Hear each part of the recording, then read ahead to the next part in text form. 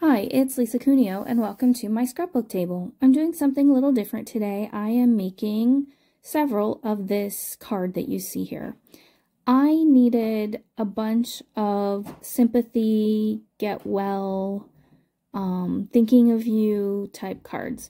And I was hoping to create something that could work for any of those situations. And I wanted something that I could produce several of at a time. And so this is what I came up with. I didn't really have a plan when I started. I just pulled out inks that I liked and two stamp sets that I wanted to use and decided to see what happens. This is the color combo that I liked the best out of the ones that I tried. This is Cracked Pistachio, Evergreen Bough, and I believe Salvaged Patina. I love that Evergreen Bough. That's one of my favorite colors. The Salvaged Patina might actually be Speckled Egg here. I think it is. And my Speckled Egg ink pad is getting dry. I need to buy a refill soon, so I have to work pretty hard to get nice coverage with it. And that's one reason I did the direct to paper for the initial application of the ink. And then I went back with my blending tools and blended the colors a little better. The direct to paper worked pretty well. Even though this ink pad is drying out, I didn't have a lot of trouble getting coverage when I did it this way. The others are juicier, especially the Evergreen Bough. It must be newer, or maybe with the Speckled Egg I left the lid on. It wasn't completely closed one time or something because it's pretty dry. But now you can see that I just go over the line where the two inks meet and blur that line so they fade one into the next. That is just so fun to me. I do use a couple different color combinations you'll see here in a moment. I do one that's fossilized amber, spiced marmalade, and worn lipstick, and then I even added a little squeezed lemonade to it, but this was the one that I liked the best.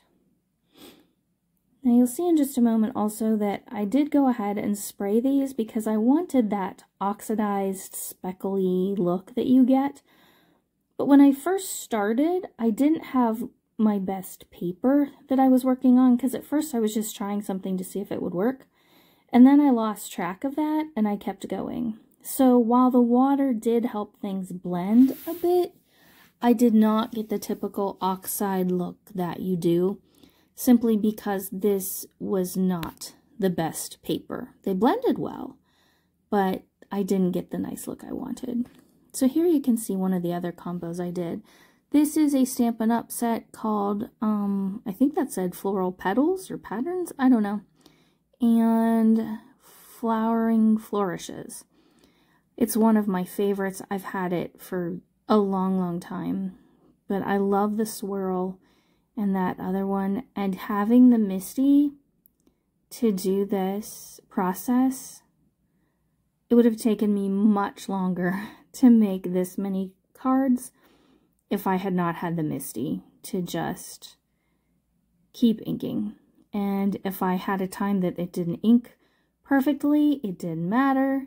Just flip it open, add the ink again, and there you go.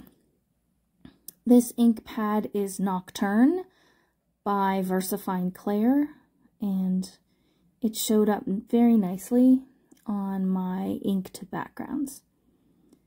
I don't have my paper right in the corner because I have the swirl going off the edge just a tiny bit. But I'm happy with these. They look pretty. I could dress some of them up with little pearls if I choose to. Or even, I have some blue, not enamel dots, but that sort of thing that would look nice on here. And here is what the finished ones are looking like. I think that one that you can see at the bottom left is one that I use Salty Ocean on.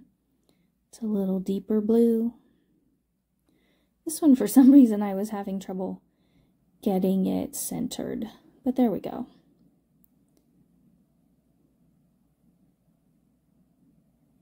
And we're just about done here. I would say it took me just under 2 hours to make these. I believe I did 12 cards, 3 different versions, 3 different color combos of these cards, and a total of 12. I'm really happy with them.